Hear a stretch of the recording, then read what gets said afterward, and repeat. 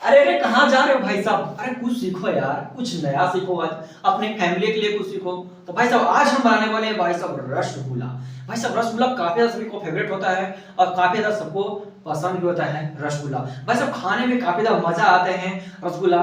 पर्व हो, त्योहार हो या अन्य चीजों में रसगुल्ला बनाए जाते हैं और खाया भी जाते हैं और खाने में काफी ज्यादा इंटरेस्टिंग होता है। रसगुल्ला बनते हैं कैसे और घर पे कैसे बनाए जाते हैं, सारी चीज हम बताने वाले हैं। इस वीडियो को शुरू से लेकर अंत तक देखना, तभी आप समझ पाओगे, तभी आप सीख पाओगे कि रसगुल्ला कैसे बनते हैं। तो चलिए स्टार्ट करते हैं आज की वीडियो। हम बनाते हैं रसगुल्ला का रेसिपी। भाई साहब आज का रेसिपी है रसगुल्ला। स्टार्ट करते हैं। हमने लिए हैं पनीर, करीबन भाई साहब 100 ग्राम के आसपास में होगा।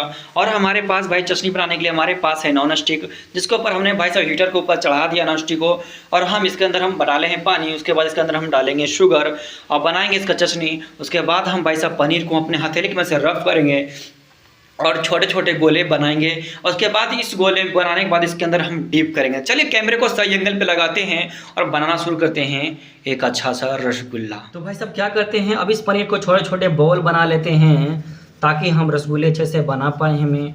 तो छोटे छोटे इसके हम बॉल बना लेते हैं और उसके बाद भाई साहब हम इसको हम चटनी के अंदर हम डिप, याद रहे कुछ करेक वगैरह ना रहे इस बॉल के अंदर, पूरी तरह से पूरी अच्छा से रहे कुछ इस प्रकार से, ताकि करेक वगैरह ना आए। सभी बॉल्स को बनाने के बाद आपसे हम मिलते हैं। तो भाई साहब हम सारे पनीर के गोले बना चुके हैं ताकि हम इससे हम रसगुल्ले बना सकें। जैसे तो हमने टोटल सारे रसगुल्ले के गोले हम बना चुके हैं। अब इसे हम क्या करते हैं, शुगर के अंदर हम डिप करेंगे और इसे हम बनाएंगे हम भाई साहब रसगुल्ला। तो थोड़ा देर वेट कीजिए, उसके बाद हम इसके हम शुगर के अंदर डिप करते हैं, उसके बाद हम बनाते हैं। जैसे हमारे पास एक सैंपल ऑलरेडी इसके अंदर हमने डाल रखा है। ये सैंपल भाई साहब काफ़ी अच्छे से काम कर रहा है। तो जाहिर सी बात है हमारे बाकी के भी सैंपल हमारे अच्छे से काम करेंगे, इसलिए सारे हम इसके अंदर हम डाल देते हैं। और भाई साहब 15 से हम 20 मिनट के लिए हम इसे पकाएंगे ताकि अच्छे से ये पक जाए। इसे फुली हम कवर कर देते हैं ताकि इसके हम अच्छे से हम स्टीम कर सकें। ये हमारे पास छेद हैं जो हमारे पास, ये हम बंद कर चुके हैं। इसको थोड़ी सी और कुछ इससे डालकर हम बंद कर देते हैं ताकि अच्छे से ये पक जाए।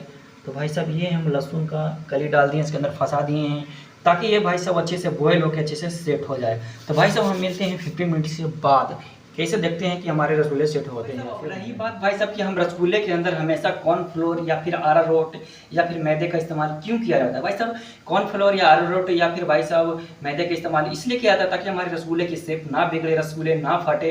अगर जो रसगुल्ले के दो रीजन है भाई साहब, अगर जो आप अरारोट, कॉर्नफ्लोर या फिर भाई साहब मैदे का इस्तेमाल किए हैं, अगर आपके जो है रसगुल्ले के अंदर पिच हल्का सा गट्टी जैसा रह जाता है तो भाई साहब आप समझ जाइए कि आपके रसगुल्ले अच्छे से नहीं पके हैं। तो इस सिचुएशन में आपको रसगुल्ले ज़्यादा देर तक इसको पकाना पड़ता है। या फिर ये चीज़ का ध्यान रखें कि आप चाहें तो आप पनीर से ज़्यादा आप अरारोट या फिर भाई साहब मैदे या फिर कॉर्नफ्लोर का यूज किए हैं, इसलिए उस प्रकार से बन गया। इसलिए हमेशा आप कॉर्नफ्लोर या फिर अरारोट या फिर मैदे को, अगर जो आप 200 ग्राम आपको जो आप पनीर लिए तो भाई साहब उसमें छोटा ही चम्मच आप जो है ना कॉर्नफ्लोर या अरारोट या फिर मैदे का इस्तेमाल करें, ताकि ज़्यादा इस्तेमाल करेंगे तो भाई साहब ये खराब हो जाएंगे। इसलिए हमने कम इस्तेमाल किए हैं, हमारे से कई बार बिगड़ चुके हैं। देखते हैं इस बार हमारे रसगुल्ले क्या बराबर शेप ले पाते हैं या फिर नहीं, क्या बराबर बन पाते हैं या फिर नहीं, क्योंकि हमने भी भाई साहब कम इस्तेमाल किए हैं। हमने भाई साहब इस सिचुएशन में 2 बार हमने बनाए थे, 2 बार ट्राई किए थे, दोनों बार बिगड़ गए। हमारा तीसरा बार है, देखते हैं हमारी फाइनल होते हैं या फिर नहीं।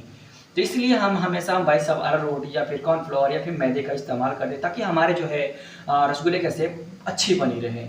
तो भाई साहब चलिए हम 15 मिनट के बाद इसको हम देखते हैं क्या हमारी शेप आती है। कभी भी आप रसगुल्ले बनाते हैं तो आप हमेशा टाइम टू टाइम या 5 मिनट्स या जो 15 मिनट के अगर जो हमने इसको हम कुकिंग पे डाला है तो 5 मिनट के बाद आप हमेशा रसगुल्ले को चेक करते रहें क्या इसके अंदर कुछ कमी तो नहीं हो रही है। और भाई साहब हमेशा रसगुल्ले के हल्का सा पानी लेकर ठंडा ऊपर से हल्का सा रसगुल्ले के ऊपर हमेशा घुमाते रहें ताकि भाई साहब रसगुल्ला अल्टी पल्टी हो ना तो दोनों साइड से अच्छे से सीझ जाए, रसगुल्ले अच्छे से सेट हो जाए, दोनों से पक जाए, तभी रसगुल्ले खाने में मज़े आते हैं। भाई साहब हमारे काफ़ी छोटा किचन है इसलिए हमें ज़्यादा प्रॉब्लम होती है। और भाई साहब हीटर की गर्मी इतनी ज़्यादा आती है कि हमें ज़्यादा प्रॉब्लम होने लगता है। तो हमने भाई साहब इसलिए हमें चीज़ों को हमेशा जो है ना पहले हम चीज़ों को रेडी कर लेते हैं ताकि हमारा कोई प्रॉब्लम ना हो। हमेशा पहले रेडी कर लेते हैं ताकि वीडियो ज़्यादा लंबा ना बने। हम हमेशा ज़्यादा वीडियो लंबा बनता है भाई साहब, हमेशा कुछ हम डिटेल से ही समझाते हैं, कुछ चीज़ हम भाई साहब फास्ट में नहीं समझाते ताकि आप लोग को अच्छे से समझ में आ सके।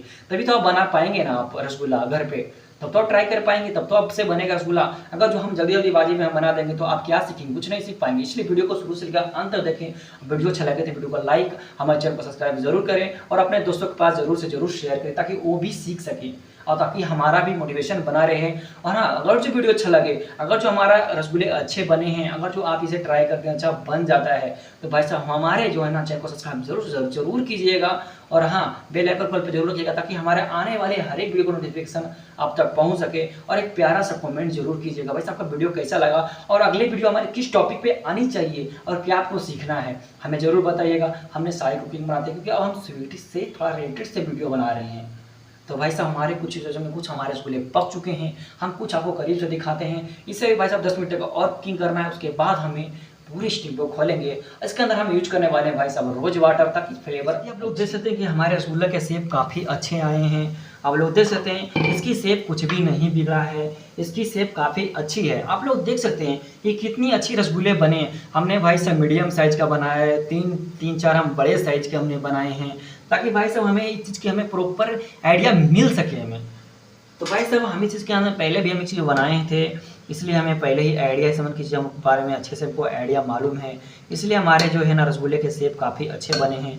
आप लोग देख सकते हैं कि हमारे रसगुल्ले कितने अच्छे बने हैं भाई। ये स्पॉन्जी रसगुल्ला है भाई, ये कोई मतलब फेक रसगुल्ला नहीं है कि मतलब ख़राब बन गया या फिर इसका शेप ख़राब हो गया। आप लोग देख सकते हैं ये रसगुल्ले काफ़ी अच्छे हैं और काफ़ी खिले खिले से बने हैं। इसे फुल स्टीम होने देते हैं क्योंकि अभी भाई साहब और भी इसे स्टीम होना है, तब आपको दिखाते हैं कि हमारे रसगुल्ले के शेप कैसे आए हैं और कैसे बने हैं। चलिए आपको 10 मिनट के बाद और दिखाते हैं रोज़ वाटर जो हम इसके अंदर हम ऐड करेंगे।